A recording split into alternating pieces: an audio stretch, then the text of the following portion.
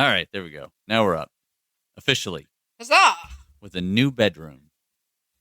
What? Or new orientation of a bedroom.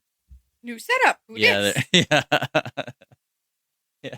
I've got shit piled in the corner everywhere. So, how have you been? My week has been like chaos for some reason, Yeah. and I cannot figure out why. Well, shit. Like, I feel like I have been hitting the ground running every single morning, and I have absolutely nothing to show for it. My house is a wreck. Like, dishes? Who? Never heard of her. Just everywhere. Yes. There's fish in the living room. There's one fish, snake. two fish, red fish. Who? Was it you? I don't. Fuck. You're thinking of that fucking cat? Yes. One fish, tuna fish. Oh man, the meme history. If somebody listens to this in like 2 years, when that is definitely out of the common lexicon of they're gonna be like, "What the fuck? What cat? Was it you? Was it you that said yeah?" And who? Was it you? Oh man, I will not eat the green eggs and ham. What? What? Spastic cocaine cat. Oh, I fucking love that cat. That cat broke me. Tony and I still look at each other and go, "Who? Was it you?" You know what one gets me every time? I will start singing it. Every time I think, like, every time I see it, is there's a chainmail rat on TikTok. It's a little rat puppet, and he's wearing chainmail, and he's a holy paladin of some form. Okay. Of the cheese, I think. The only holy paladin I know is the paladin of throwing it back. Yeah, not that one. That is very good, though. He's a favorite. And then this one is...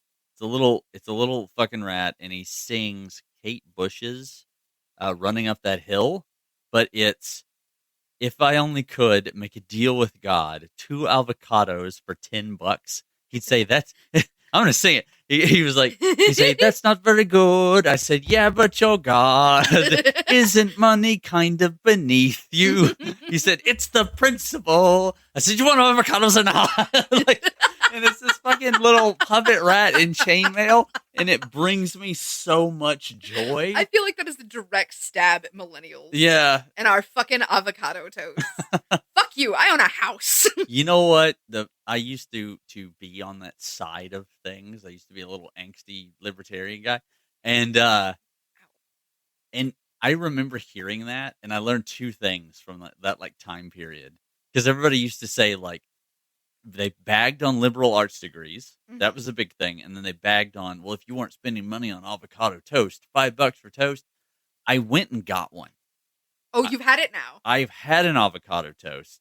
I could not finish the avocado toast that I bought for $5 because the bread was like 1.5 inches thick. So, okay, I'm gonna have to invite you. Fucking breakfast. Yeah, I'm gonna have to invite you and Em over and make you my avocado toast. My avocado toast on homemade bread, thick cut bacon, eggs. It's an experience. If you're lucky, I'll make pico too. The last time I made it for myself, I got avocados. In a pan, I fried cherry tomatoes. I cut them and I fried them with like oregano and stuff and oil, and then that was my whatever you want to call that, bruschetta on top. And so I was like, "Fuck, that shit is good, bro." Dude, I make mine typically with a poached egg. Yeah. On top. That there was a place, unfortunately, they're shut down. It was downtown that you could go get. They would have one of their things was toast, and we went down there and we got one of those, and I was like, "It's the place where we had our first like meeting." Oh yeah. About what we were gonna do. Yeah, they don't do that anymore. The coffee is still there. Okay, so they don't do food anymore because you guys took me there, and that was delicious. It was great, and it was like $8 for what was a plate of food. Yeah, and I was like, the moment I saw what the fucking avocado toast actually looked like, yeah, I was like, oh, this is dumb. They think it's white bread toast with one avocado. On it. No.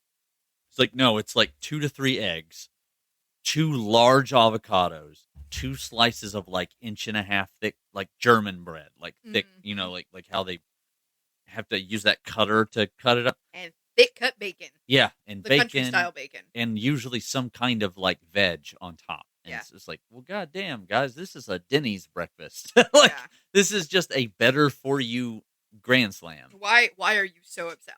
And honestly, why are you so fucking upset about the avocados anyway? Yeah, what's that all about? Why? They're It's delicious. Also, $5 Yeah. is a more than reasonable these days price for breakfast. Dude, and also all these people like crying about, oh, you'd have more money if you didn't spend $5 for coffee every morning. Where are you getting $5 coffee? I would like to go there.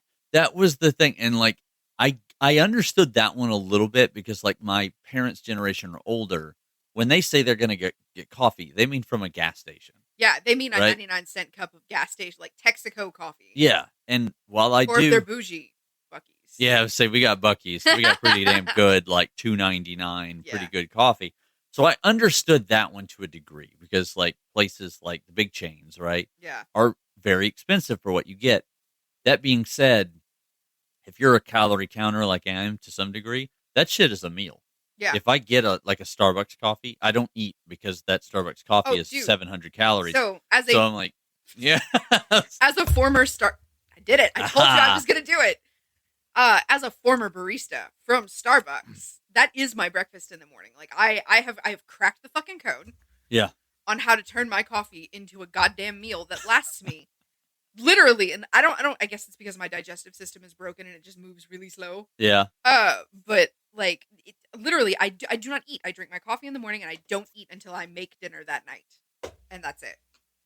Yeah, because coffee is an appetite suppressant to begin with, but then also like the amount of mixes and sugars and syrups. Well, all of mine is sugar free. So I get oh yeah, you get the whole thing. If I'm gonna go to a chain for myself, my daily life, right? I make coffee in currently right now in a mocha with heavy whipping cream, and that's it. Yeah, and it's just a little bit, right? But if I'm gonna spend $8 on a cup of coffee, it's gonna have fucking like chocolate shavings and shit on it. You know what I mean? All the way, right into the mic. Oh man, Jones Soda. I will love these to the day I die, even though they're like crazy sugary. Oh yeah. Well, it's the real cane sugar, and then that makes them like good. And this was our after a play beer. Oh, so after plays in high school, so you've got nostalgia attached to it too. Someone would go get a bunch of Jones in a big cooler, and they would drop it in the middle, and we would all drink Jones sodas. And God, I'd go home hyped the fuck up on sugar. We'd go to an after party, right? And the caps used to have little messages. Yeah. And we would all read them to each other. And normally, because a lot of the ladies that do the songs, the dances and stuff, they won't drink more than one. So you have a cooler, whereas like fucking dirty stagehands will fucking down a bunch of them and then go to sleep because they're so sugary. But it's I've got the nostalgia for these, for the green apple one specifically. Forget that. Yeah. Mine is the straight cream soda. Yeah. They're really good. Yeah. There is 3 more in there if you want one of them Maybe. at some point. Maybe. I realized yesterday, so I grounded myself yesterday. Grounded myself to my desk, no media. Like, I had my laptop to do research, and that was it. And I stayed at my desk all goddamn day yesterday. When I tell you chaos procrastination is real. Like, I would jump down every fucking tangent there was off of this topic. Like, just like I now know more about like the dark ages of Germany than I will ever need ever again. I hope that your topic isn't even remotely related to that. It is. Okay. It is. I was like, that would be the funniest thing to me. I did wind up in Australia for a little bit. Okay. And I was just like, wait, stop, focus. I sat down at like 8:30 yesterday morning. Like, I had my coffee, I had my notebook, laptop. I put my phone away because I don't know why, but I'm less inclined to like fuck about on the laptop than I am on this thing. Yeah, 100%. Because laptop feels like official. Yeah. the phone feels like a toy. And Yes. yeah, I get that. And like I took everything away from myself, and then from like 8:30 a.m. until suddenly it was like 8:30 at night. And my husband is like, "Babe, what are we doing for dinner?" I was like, "I don't fucking know. Yeah. I don't have a clue." And I didn't drink anything except my coffee yesterday. So I am currently I don't get anything but water for a while. Oh, I see. You got to stay hydrated. I never touch I this gotta stuff. rehydrate. I know. I don't. But your digestive system also mostly works. Yeah, mostly a little too much actually. But dude, people at work all the time, or my wife, everything. She'll be like, "How do you not drink any water?" Because we've gone hiking and stuff, Mhm. and then I never get thirsty because I've got a bottle of water. It's because I live in a perpetual state of dehydration. So if I have water, you know what I mean? Like Yeah. I feel like I've got all the water in the world. And we'll go out hiking. You know, we've been camping and we go out hiking or whatever. And I just never need more than like a canteen. But I do know people who drink like 7 bottles of water a day. Mhm. And that always blows my mind because, Katie, I would be an unofficial fire department. I mean, like, that's, Jesus, I could never. 7 big glasses of water. I'm like, God, I've been pissing all day. My God. Like, so I'm currently drinking out of one of the larger Stanleys. It's not the big honking one. It's the what are you? 32 ounces? Are you that's 40? bigger What than- are you? It's got to be 40. 40 ounces. It's the 40 ounce. I will drink 2 to 3 of those a day. Jeez. Usually. Except for in cases of apparently yesterday where like thirst, hunger, not a thing. Yeah. My What? life is research because I have been unable to so much as even sit down to look at research I'm same. all week. I've got nothing prepared. I'm gonna do that. It's I understand Yeah. completely. Like the research on this, like Tony sent me this topic while he was still in Oklahoma. And I was like, that's good. I'm going to use that. So, pin, and then I didn't look at it again until suddenly I realized, like literally we got home from my godmother's house on Saturday. Yes. We got home from there on Saturday because we were helping her clear out a room because they were spraying for mildew. And it turns out that they weren't spraying for mildew. They were just going to tear the sheetrock down. Okay. Which, by the way, like beneath the sheetrock in you know the room that's got the vault in it? You've been to my mom's house. I know because her father asked me to bleach the ceiling when we lived there because moisture was collecting when you walk into the room, the door, and look straight up. Yeah. Yeah. And I was like, yeah, we could bleach it. Just get a pole and a rag. And So yeah, you've been there. You know that room. That's a consistent problem. Yes. Yeah. Well, they tore the sheetrock down, and beneath the sheetrock of the ceiling, the problem, beautiful pier and beam ceiling. Yeah. Who covered that? Why? Big vaulted ceiling, beautiful. I'm like, just leave it. Just leave it. Gorgeous. But yeah, they tore all that down yesterday. She was sending me pictures while I was trying to research. And I'm getting more and more stressed out because I know I'm going to have to go in and clean everything up. Yeah. Which is fine. She's my godmother. I love her. She's worth it. But all the dust is falling on top of everything. Yeah, because there's no way to like tear down sheetrock without putting gypsum powder everywhere. Yeah. You get it. That's why they all wear those respirators all the time. They don't wear anything when they're putting it up. Nope. Somebody comes in to tear something down, the fucking full suit, man. The full PPE comes out. Yeah. So yeah, that was Saturday. Like we cleaned the whole room out. And then she was like, "Well, they're just going to throw like plastic on the walls and we'll just drop plastic over this table. It'll be fine." Yeah, I wish. We were incorrect. Her hallway, like where it branches, is just all the things. All the things. Yeah. Because it just kind of floats. Yeah. Like, that sucks, but like, especially because they have a really good air conditioner and it just blows up. It's going to blow it all around.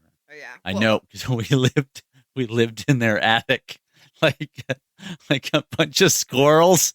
Well, And then, I mean, that but like when you shut the AC off in the house or the fan off, Mm. it stops blowing up stairs. So in the middle of summer, that room would get like 90 degrees. Oh my God. So yeah, I had to put a little like temporary standing AC and just put the hose into the attic. Uh-huh. And my God, it got hot up there. I would imagine. Oh Yeah. my Christ, I didn't know that. Yeah, that's why we had to. That's why we moved so quick. It was like we're not going to survive August. Yeah, like, no, I yeah. 1000% understand. All right, we are like dead today. Yeah. And the most we are exciting dead. the most exciting thing that's happened to me is that I started reading a Star Wars book, Red Harvest. I started reading Red Harvest, which is the prequel to the original Star Wars zombie book that I cannot fucking remember the name of. Oh, with the Sith temples and stuff. I haven't read that one. Fuck it, Star Wars zombies. Go Google, go. Death Troopers. It's Troopers. the prequel to Death Troopers. Like it happens like 1,000 years beforehand. Oh It wow. explains like the origin of the zombie virus and all of that, and it's been pretty interesting. I'm on chapter 30, and I think I'm so disconnected from this book because all of the characters that they keep having you follow keep dying. Yeah. So I can't form any sort of like emotional or meaningful connection to any of these characters. How do they? Is it Jedi or is it Sith. You start out in a Sith temple, and there are 2 Jedi who are ironically a brother and a sister pair. Oh yeah. Yeah. And she's fun. She's a botanist, which by the way, I don't know who doesn't know this, but there are different branches of the Jedi like sect. Like the branch that everyone is so familiar with is like the main branch, the combat branch, the protectors, the accidental soldiers basically. But you have agricultural stuff, botanical things, blah, blah, blah, blah, blah, humanitarian aid style stuff. Like you have the medical corps. Like there are all these different branches of the Jedi Temple. And it's so interesting because almost nobody addresses the fact that like the only Jedi that were like super discouraged from like, starting families and getting attached and all of that were like the combat branch. Like if you say you were a combat Jedi and you happen to like fall in love, oops, I have a family now, they'd be like, oh, shame on you. You're going over to the farming section. Shoot. Is that a thing? Kinda, yeah. It's like you're looking at me crazy, but it's true. Well, it's wild to me because that's the thing that I always fucking hated about the Jedi. I get why they do that because, like, if anybody's gonna snap, it's gonna be the combat guys, right? Well, okay, so but like, fuck, dude, like, and you know why they started the no fucking. Well, okay, not no fucking, but like no families. I have no idea. Okay, so I always assumed it was because of that whole like almost Zen Buddhist don't be attached thing. A little bit, but there was a hot second where the Jedi were breeding way too powerful Jedi. Oh, because they were marrying other Jedi? Yeah. Okay, yeah, and yeah. had, like the Force. I hate that I'm saying it like this, but the Force breeds true. Yeah, yeah. So, well, because it has to do with like essentially your symbiotic connection to midichlorians. So you're now breeding a special kind of human that's really good at housing midichlorians. Like, yeah. A character that's no longer canon, I guess, is Starkiller, which is Galen Merrick. Yeah. And both of his parents are Jedi, which is why he is like oppose Vader levels of powerful. Oh, so that makes way more sense now. Yeah. As opposed to just like because I grinded a lot in a video game. I mean, he is very powerful because he was put through insane training. Yeah. Having Vader as your master is not easy. Somebody ask Ahsoka. But yeah, Galen is super fucking powerful because both of his parents were super fucking powerful Jedi who fell in love and went, oops, we're in love. I guess we'll leave. That's so fucking funny. Right before the Clone Wars started, too. See? Yeah. I mean, that makes a little more sense now because they are worried that, well, if we keep making more and more powerful things, essentially, yeah, basically, one of them will become a Sith. Like 1,000 years ago, the Council went, whoa, we're tipping the scales a little too much. We're a little too powerful. Yeah. Let's not. That's so funny to me. And then a long, long, long, long, long time ago, the Jedi and the Sith were one order. Yeah. Yeah, I get that. That part always kind of seemed like it would have to be, right? Like there's a lot of Sith powers that cross over with Jedi powers. Like one of my favorite Jedi, Plo Koon, has Force lightning, and he calls it Final Judgment. That's amazing. One of the most chill Jedi masters. Jeez. Dude, look. That one of the things that's always like really got me about soft, like, so there's a big conversation. It's always on YouTube. It's like soft magic versus hard magic. Okay.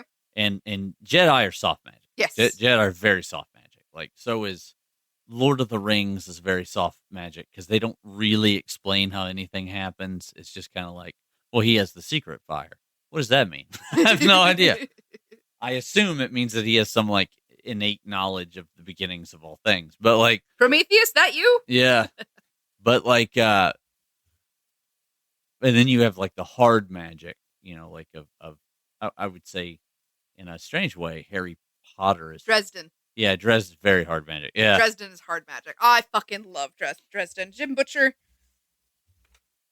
you are a hero, sir. I need this very specific plant with this very specific tool and like and to such a degree that like the really good systems best hard Mistborn. Yeah, Mistborn's really good. And you know what's really, really good too, like of a new thing? If you haven't seen Witch Hat Atelier. I need to watch it. It's on my list. Yeah. He's so pretty, and all of my peeps are like wigging out about him. It's so good. I'm very excited. And it's a hard magic system because of how they make magic happen. Uh-huh. And it's understandable. Like theoretically, if you watched enough of it, you could make your own thing. Speaking of animes with hard magic systems, Silent Witch. Haven't seen that one. It's good. It's very cute. Man. I went into Oh wait, I have seen the first couple of episodes. I went into it not expecting much, and then we got there, and I was just like, she's one of like the four sages or something. Like that. And like she's one of like the few people that can use nonverbal magic. She can just like magic a thing. But like you still get glimpses into her head and how she transforms it from like this magic woo into like this almost mathematical formulaic style. Yeah, it's really cool. I deeply enjoyed it. Speaking of like soft magic versus hard magic, do you know what's super funny to me? And it's one of the I get to explain this to people all the time, and I actually kind of like doing it. Naruto. So those weird little hand signals that they're doing, those are Buddhist prayers. Huh? So like a long time ago, if you wanted to meditate and you're doing your like sutras, right? The way that you do that silently is that you have a hand sign for each thing. And so if you've ever played Assassin's Creed Shadows or any number of movies where you see somebody going, you can't see this, but I'm doing this thing with my hands. It's all the Naruto hand signs. The only reason that I am familiar with any of those is because of Sailor Moon, specifically Sailor Mars, who's a Shinto priestess. Yeah, doing her incantations. Yeah, and she wrecked shop. Yeah, it's so funny to me because they're like, well, that's like they're doing their jutsu, and I'm like, well, it's a jutsu, but it's not like. I mean, that's like a known thing. It's not, you know. I do. It actually made me kind of because I'm not a massive Naruto fan. I do. It made me like it a little more, but I'm not a fan at all. I didn't. The later stuff is good, but it's like I've heard. It's just I missed the train on that. Kind of the same way that I missed the whole bus for SpongeBob. Yeah. If you came into it as like an adult and you watch it. And what's the other one that's super popular with the gemstones that are people? Steven Universe. I missed the bus on that one too. Steven Universe, I think you would really like. It's formative for a lot of queer kids because it's like very much like Avatar was kind of like, and here's bisexual representation for the first time. Yeah. You know, like in your whole life. And it's on prime television on one of the biggest channels on cable. You know that I am delighted by the prospect of the live action Avatar show. Yeah. Because they seem to have fucking figured it out this time. Yeah. That movie was a travesty. It was so bad. Dang. What? We gotta go. And the camera going back and forth. What? That's right. I forgot. They kept. You know what? I could almost forgive them for that because in the kind of vagity of East Asia that he comes from. And I was like, it probably would be pronounced that way. You already have the auditory cues for it. Yeah. Your fan base that you're relying on to make that. Oh, this just turned into a film critique. Okay, let's go. So the fan base that you're relying on for your core sales for this are the people that you are selling nostalgia to. Right. Because we are the generation that grew up with the Last Airbender, Avatar, Aang.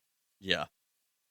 You're relying on us to not only go see your movie, but enjoy it and bring other people into it. And yeah, sure, you're selling other people on the graphics, possibly the storyline, and you're also appealing to a new audience. But your core audience, your literal the beating heart of your sales, is the nostalgia crew. And then you're gonna do that shit. You know what also got me about that movie, and I'll never be able to not see it this way, ever. I'll always remember this. Consider the time period that movie was made in. Mm-hmm. Why are the bad guys Middle Eastern? Yeah. That smacked of, we needed ships to make this movie. And I've always wanted to go back and look, because there's a thing that happens if you use any kind of military hardware for anything. The military gets to have say in your script. And so one of the things they do is they put a little propaganda in there. So I've always wanted to know if the ship models were CGI'd over actual ships. Oh. Because that smacked of propaganda so much. I also caught that, but I was like, maybe they're just kind of leaning into regional cultures for various places, because we had the Inuit being a very large inspiration for the water tribes, and then we had Aang's whole airbender thing, who are just all Buddhists, very Tibetan coded, yeah, and then his name is very Cambodian, yeah, and then you come down into the Earthbender nation, and that was leaning very China. Did we see the Earthbenders in the movie? I don't even remember. I saw it once. No. And, was very disappointed in the whole thing. Because it to me when I watched the we would have had to, because the whole thing ended on the war with the Southern Waterbender tribe. Yeah. Fuck, I don't remember. I don't remember. I don't know. I remember. It was where the moon dies. Yeah. That's where UA. Yeah. My girlfriend's the moon. Yeah. Thanks, Sokka. We know. Yeah. Sokka. His name is Sokka. Yeah. What the fuck? They kept changing the names, and then the other thing is if you watch the cartoon and you're aware of other cultures, you know that the Earthbender Kingdom is aggressively Chinese. There is no war in Ba Sing Se. Yeah. It's called Ba Sing Se. You know what I mean? The main secret police are called the Dai Li. And I was like, these guys are Tong Chinese. I'm Judy. No, you're not. Yeah. Yes, I am. And I want to watch that again now. I was like, this is political critique. And I think maybe that's why they did what they did around changing the Fire Nation. Because the Fire Nation is hella Chinese. And yeah, it's China and Japan. Yeah. Because it's they're imperialists. And they're so beautiful, and they got a whole bunch of shit right. Yeah. For especially for depicting the royal family. Yeah, yeah. Just speaking from a historical perspective. I don't know. The cartoon, the animated series. Yeah. Was so, I dare say, perfect. It's considered by a lot of people to be top 5 American cartoons ever.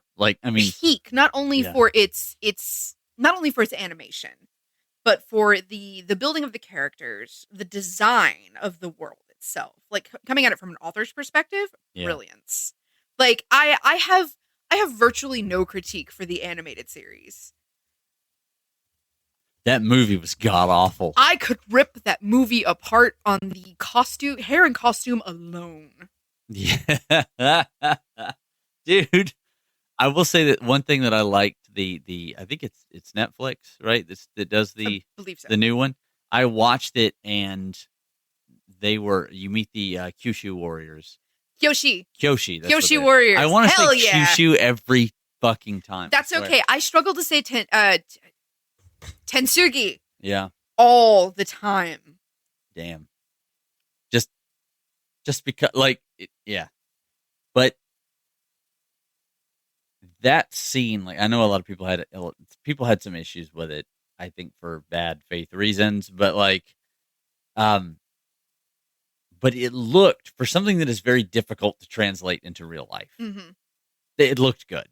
Well, and I was like, that's good. Like, animated stuff is not easy to translate into live action. Yeah, because like, we have a lot of things that are just literally impossible.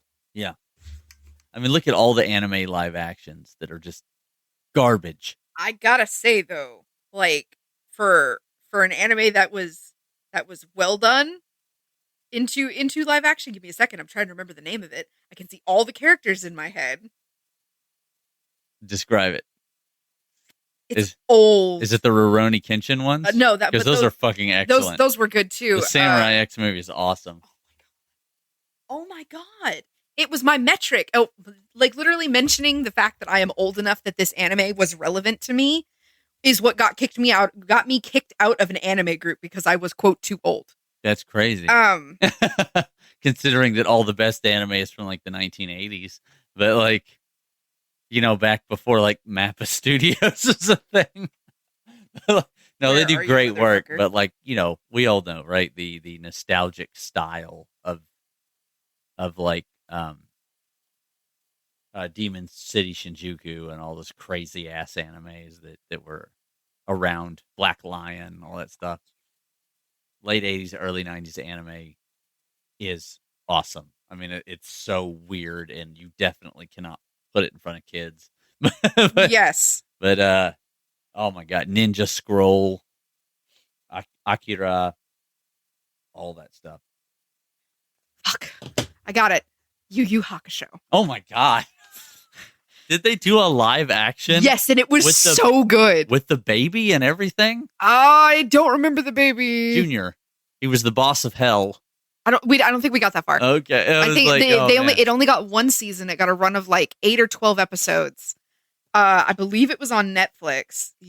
Fuck, I wish I was kidding. Like, I'm still a little amused and insulted because like I was getting introduced to the group like as a new anime fan. Everyone introduce yourself, and I was like, guys, be kind. I'm old. And they're like, no one's too old to be in here. But I was like, no, I'm Yu Yu Hakusho old. I got booted so fast. That's so wild. It's like, what were they? What, wow. Was it a security thing? I don't Were they worried know. that like I still don't know. Like, I never even like clicked back into that group. I got booted, and I was just like, okay, sure, all right, bye.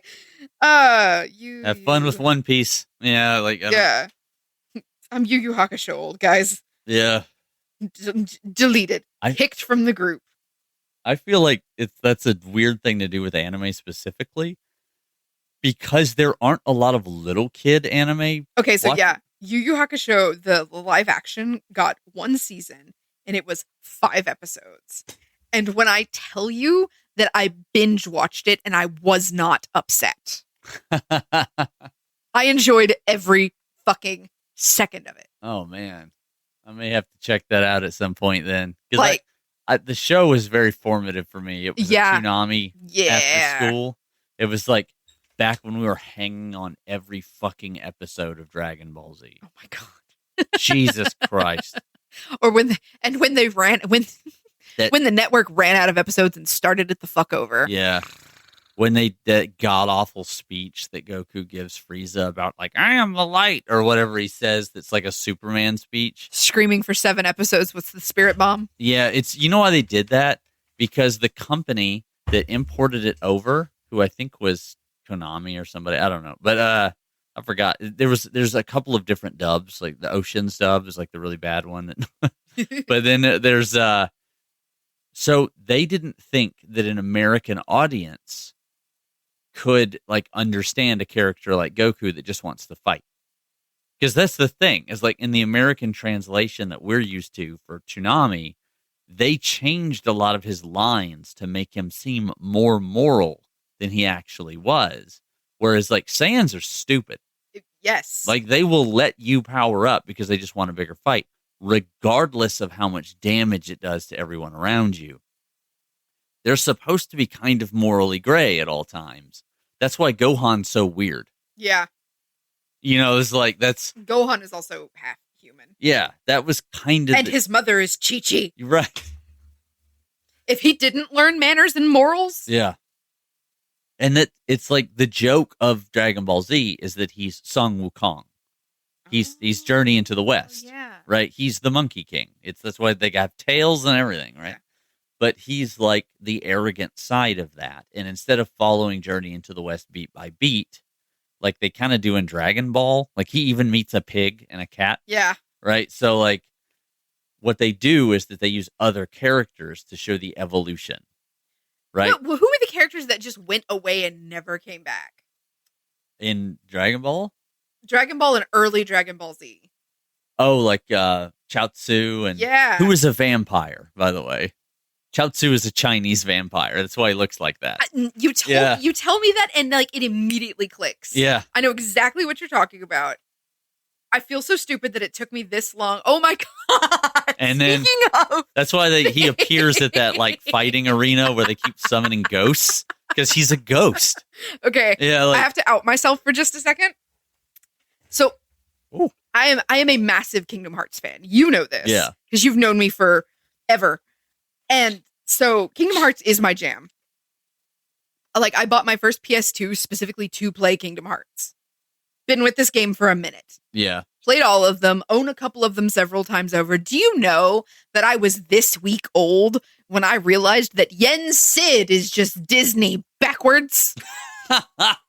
Never even thought of it. It never fucking occurred to me until like we were watching the trailer for Kingdom Hearts 4, like the little teaser thing that they put out. Yeah. Not even the proper trailer yet, just a little teaser trailer. And Tony looks at me and tells me, like, it was only a few years ago that I figured out that Yen Sid is Disney backwards. And I apparently... slow turn towards him. Yes. Looked at him and he said, what? And apparently the look on my face was the equivalent to being hit in the back of the head with a baseball bat. Dude, you know what? Blew my mind because it never fucking occurred to me. Me neither. I mean, granted, I didn't play him a ton, but I would have figured that, well, this is my very poor understanding of dyslexia, but I would have thought... You'd think it would click to me. Yeah, no. You would have seen it, yeah. So, like... No fucking clue. Do you know what else? None. What I love telling people about Dragon Ball that really pisses them off? Mm. So, a lot of their names are based off of, like, vegetables and shit, right? Yes. So... Sometimes I like to tell people that Piccolo is a bug, because that's the thing, right? He's green. He's supposed to be an alien. He's got alien tendrils and all that kind of stuff. He's got two little antennae. But when you look at his musculature, the like yellow panels with cross lines, and then think of like any beetle. Yeah. Yeah. And then also when you kill him, he can spit eggs. Or like when you lop a limb off, it'll grow back. Yeah. And I was like, yeah, man, he's like a cross between a lizard and a roach. Also, I was like, the weirdest fucking kid. I had the worst crush on him. Dude, you're not alone in that. So he's been adopted like wholesale because he's the best. He's one of the best characters in the show. So like the black community as a whole has kind of like the anime black community has a kind of adopted Piccolo. Period. Is like Piccolo is a black man, and then when they say like why, and he goes, well, here's the thing, like he represents the best parts of like what we want to be as adult black men. He's strict, but he's a good father. He's Mhm. always there. He's a good teacher.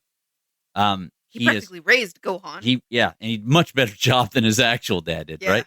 And then he's like super vigilant, but he's also like, as he grows, he really grows.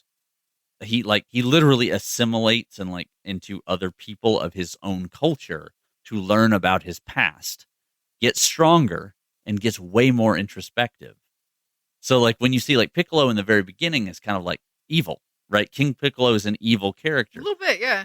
Over the course of time, though, in a very Sun Wukong way, because he's kind of a side by side to Goku,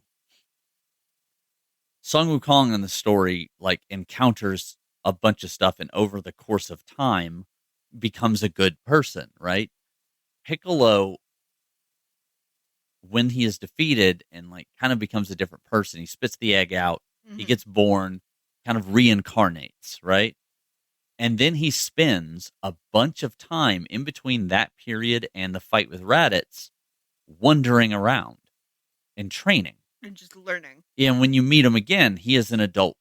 He is no longer King Piccolo. He is like a fully established adult. And I listened to somebody talk about this, and they were like, that mirrors how a lot of people kind of see themselves as being like an unruly child, but then like becoming a man. Mhm. And that having this perspective with it. It was the coolest thing to listen to this guy like break down why he associates Piccolo with like, that's the goal, right? Like this is like, if there's a black character in Dragon Ball Z that we like really associate with and want to be like, it's Piccolo. And I was like, that's really cool. I really like that. I do too. And I see where you're coming from. Like, and so it was awesome. And I was like, that's badass. Because he's definitely an aspirant character. Like, especially by the end, he's like, he never stops trying. Mhm. And there was a critique of him for a little while that like, well, he only gets stronger by like combining with people. But if you're looking at that critically, you could say that he draws his strength from his own community. Mhm. Right? Like, Yeah. and so you're just like, because these are people who are dying. He is literally drawing his strength from his culture and sometimes his ancestors. It's like people have pointed that out, and like this is very indicative of how like West African society kind of works. And I was like, that's really neat, like to see what is kind of a dumb show. Get You know what I something mean? so terribly right every now and again. Yeah, I love Dragon Ball Z because I grew up on it, and I Yeah. really, really love it. Sailor Moon was mine. Yeah. I don't like the new stuff as much, even though it's awesome. The fight scenes are all great and all that kind of stuff. I just think the show, my perfect ending is Teen Gohan killing Cell. Yeah. Yeah. That's where Z should have stopped. Agreed. 100% agreed. And then pick it back up with the new stuff, where it's just the tournament of power and everybody's fighting each other, because that's what we're all here for. And Mr. Satan. Yeah, because the bibbity bobbity boo thing fucking sucked. Agreed. Other than Majin Vegeta, who fucking rocked. but Majin Vegeta rocked. I'll be perfectly honest. But anything involving Vegeta. Yeah. Just like, that's your guy. Yeah. Yeah. He does literally get so, like, the one time you ever see Bulma get hit, he becomes like, and loses his he fucking becomes mind. capable of fighting a god. Yeah. Like, you're just like, hell yeah, get him. You touched my fucking woman. Yeah. You die now. Oh man. And like, Vegeta is another character that's very much like that. It's weird, like thinking about Dragon Ball Z as a Sun Wukong reference, because you're like, yeah, I can see it with every character except for Gohan. Gohan is like the scholar. Yeah. From the start, he's the scholar. Who has like, and if you took it all the way back to like Chinese folklore, he would be like the Taoist. He would be the Taoist in the story because he just has a lot of natural energy and smarts. But like, it's such a weird show to pull apart because it is just about space people fighting. Isn't that the fucking truth? A lot of the, like, fucking Gundam Wing. Oh my god, yeah. Like, there's another one that I like zeroed in on the toxic character. Wu Fei was my man. Wu Fei. And now you die. Yeah, like, oh man. Holy shit.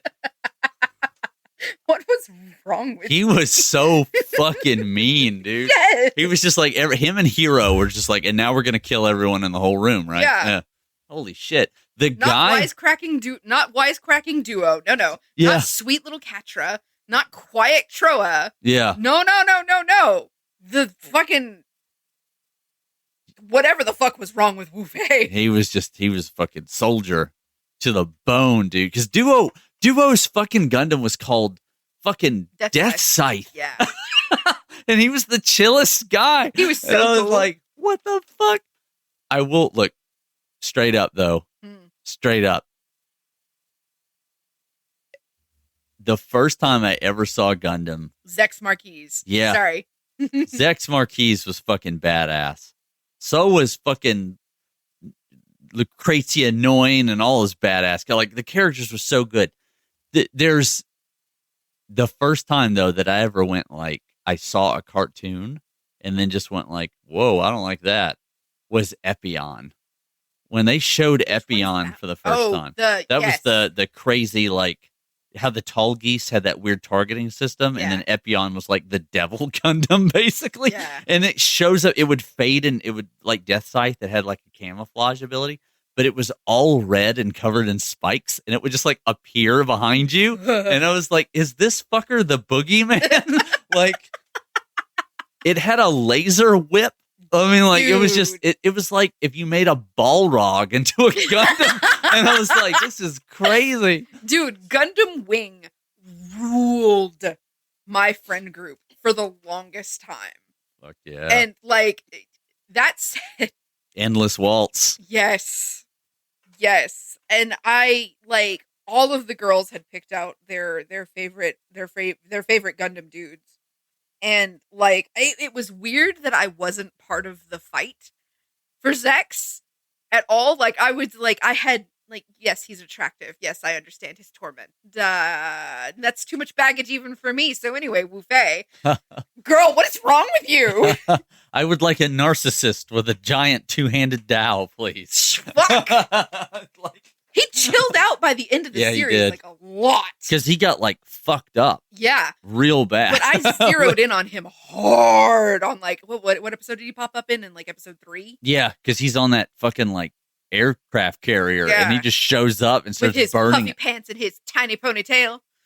Jeez, man. That one. Yeah. That one's mine. What is wrong with you, 12-year-old me? One of my favorite parts of that whole show. I still sketch him from time to time. Yeah. Yeah. I love, there's a thing where, oh my God, what were their names? Quiet Guy and Soft Boy.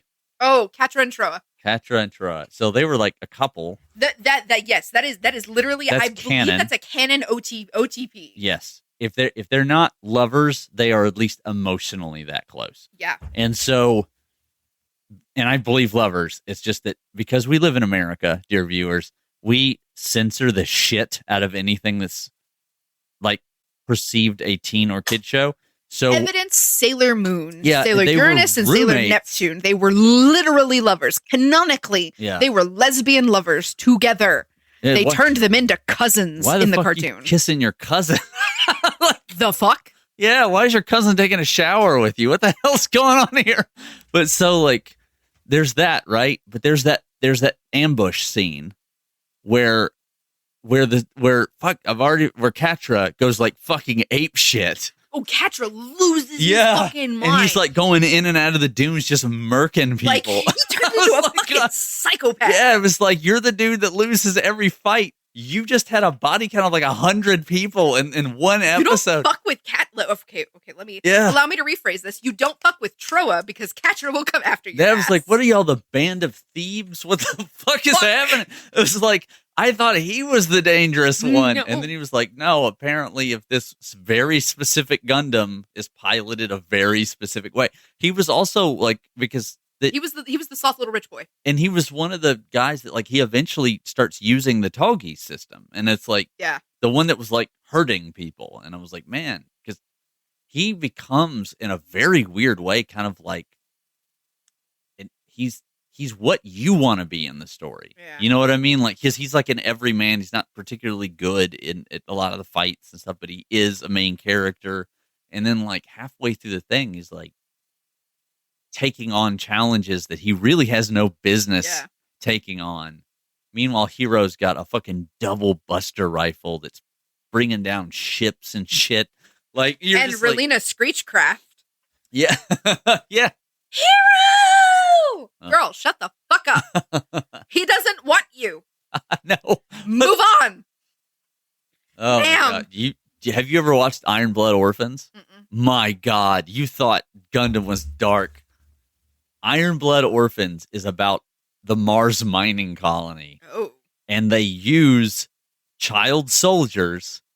This is in the time period before Gundam when they have to use like spinal taps to make you like shit via like Evangelion type systems where it's like fusing with you to some degree. And the more that you have, the better you can like respond to the Gundam. Uh-huh. The problem is they're very dangerous and sometimes they paralyze people. Yeah. So children are used because their bones are not rubbery. And they are young and can survive shit like and this. They can adapt very easily. So there's these basically slaves on a mining colony, and it's the story of them like taking to the stars. Please help me remember to watch this because like, it's fucking crazy. This jaunt down memory lane is making me desperately want to rewatch a whole bunch of shit I watched as a very young teenager. Yeah. And like didn't understand where it should have been going. Oh man, dude, I wish to watch these things with an adult eye and mind now. The politics of Gundam. That's why it's so loved by people. It's like if you follow the whole storyline, you're like, oh, this is about like tyranny and anarchy. Yeah. The whole thing is about politics. And then you go into shows like Claymore. Yeah. That are just like, oh, here's how religion can be monstrous. Yeah. Speaking of religion being monstrous, Sentenced to be a Hero. Yeah. Or Madoka Magica, if you've ever seen that. Holy shit. That got dark fast. We are out of nowhere. Dorks, dude. Yeah. We went from being fucking dead at the beginning of this pre-show. This is why we do the pre-show, though. Yeah. You charge yourself up. And now we're like, hype. I got magic girls with fucking guns. Like, oh my God. Do you know, I find it so funny though, talking about older anime, and I think this does actually separate like our age group from a lot of the younger people, because now you have everything. Oh yeah. Every trope has been explored as to the someone nth degree. That is a constant consumer of the isekai reborn, the flip-flopped villainous trope. Yeah. Fucking love it. There are some gems in that. Like I recently watched the first line of major arcs, anyways, of Ranking of Kings. Which one's that one? It has a very like goofy Ni no Kuni art style, right? It kind of looks like the game Ni no Kuni a little bit, which is like Studio Ghibli-esque. Aww. And it's... Oh, you right? Yeah. See, it does, right? You're just like, oh, shit, yeah. And it's actually very good. It doesn't look like it would be. It's so cute. Yeah. It's so bubbly. A lot of blood. Shit. Yeah, like... But it's real good. And... Damn, dude. But I think our generation, like, we used to have to stay up in the middle of the night to see anything. Literally. If you had the Action Channel, it was Anna Mondays. Or if you had particularly kind parents, you set the VCR in the living room. Yeah. To record it. Yeah, to your midnight run of Toonami. Yeah. That's how I saw Samurai Champloo. I had to record it. Yes. Samurai Champloo. What was the other one? Fucking Cowboy Bebop. Oh, who doesn't love Cowboy Bebop? Goddamn goat. If you don't love Cowboy Bebop, you are incorrect. Yeah, you're wrong. You are just wrong. You're wrong. It's like saying you like paintings, but you don't like Rembrandt. You're wrong. That's What's wrong with you? Yeah. I don't like pie. What do you not like? The shape? Yeah. What? Yeah. What's wrong with you? To me, it's on that level, right? It's like, because it's so fucking good. Yeah. And it's like, it's a show where it's one of the only shows where the English dub is universally thought of as better than the original Japanese. Yeah. That shit is crazy. And like, so, dude, the characters are still being referenced in like modern pop media. Yeah. Like a song that I just recently listened to that I was not fucking paying any attention to. Like it was just on while I was doing stuff. And this bitch popped out with Faye Valentine, hottest bitch alive. And I was like, yes, she is. That's right. Restart this song. What are we talking about? Where did she put the gun? Where did she put that gun? Subspace pocket. Yeah. Yeah, it's something pocket. Jesus. So like, dude, look, you know what I found out recently about Cowboy Bebop? So the real folk blues and a lot of the Yoko Kanno, because Yoko Kanno, a lot of us hear that if you're a fan of bebop and you go like, oh, Yoko Kanno, she did all the music. No, she directed the music and she did a lot of the instrumentation. The singer that is in Real Folk Blues and a lot of the other one, like not Cats on Mars, but a couple of the other I'm so glad songs. you know the names of them. I know the music. Obsessed. That is okay. Yeah. I respect that. So that was a Japanese pop star from like the city pop era, from like the late 1980s. And you can find all of her music on YouTube Music, that very specific voice. And it's just like, I didn't know that, but she was a famous musician in her own right, way outside of. That's super cool. That's kind of how like I can clock Utada Hikaru on like anything. Yeah. That's you start hearing them and you're just like, I know you. It's like the singer Lisa. Yeah. Very known for anime, but is just an artist in her own right. She has tons of hits. Lisa, who recently did a collab with Stray Kids. Yeah, that's right. Yeah. Very cool stuff, man. I have a package waiting for me at home. Oh. Yay! But all right, so we are an hour. we are properly hyped. We are good to go. All right, why are you blowing on the mic, you fucking weirdo? I was about to say something and I just forgot what I was going to say. Oh, I hate it when that happens. Anyways, we'll see ya. We'll catch you in the actual show. Bye, guys. Yes. See you later, Space Cowboy. Hey, this is Brian from Morbid Mondays. If you like the show, please consider stopping by at our Ko-fi account. That's ko-fi/Morbid Mondays. It's $1 a month, or just any one-time tip. And if you would like to help us fund our future endeavors or just want to show a little bit of appreciation, awesome. Thank you so much for listening. And if you don't. Whatever. Have a great day. Thank you so much for listening.